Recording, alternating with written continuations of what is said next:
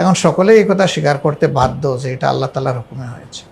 এত জুলুম হয়েছে এই জমিনের উপরে যে শেষ পর্যন্ত আল্লাহ তাআলার সরাসরি ইন্টারফেয়ারেন্স এই দেশের মানুষ দেখতে পেয়েছে। তো মূল কৃতিত্বটা আল্লাহ রাব্বুল আলামিনের, আমরা এটা আগেও বলেছি, এখনও বলবো।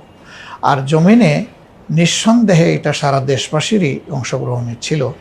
মাস্টার মাইন্ড এই শব্দটা সামনে না আনলে ভালো। তাহলে আবু সাইদ যে তার বুকের রক্ত দিয়ে এই আন্দোলনকে গতি দিয়ে গেল, তার কোন জায়গায় নেবেন আপনি? আর কে মাস্টার মাইন্ড ছিল আর কে ছিল না এটা বড় কথা না। আমরা বলবো যে এখানে তরুণ ছাত্র সমাজ তারা একটা মুখ্য নেতৃত্বের ভূমিকায় ছিল, আমরা তাদেরকে অভিনন্দন জানাই। মাস্টার মাইন্ড নিয়ে যেন কোনো কাটাছেড়া না হয় এবং বিপ্লবের এই চেতনা যেন প্রশ্নবিদ্ধ না হয়, আমরা সেটাই চাই। একজনকে মাস্টার মাইন্ড বানাইলে বাকিদেরকে তো আন্ডারমাইন করা হলো। তা আমরা মাস্টার মাইন্ডও চাই না, আন্ডারমাইন্ডও চাই না, মাইন্ডও চাই না। আমরা চাই যে না, ঠিক আছে, আসলে সবাই তার সম্মানের জায়গায় বহাল থাকুক। বিশেষ করে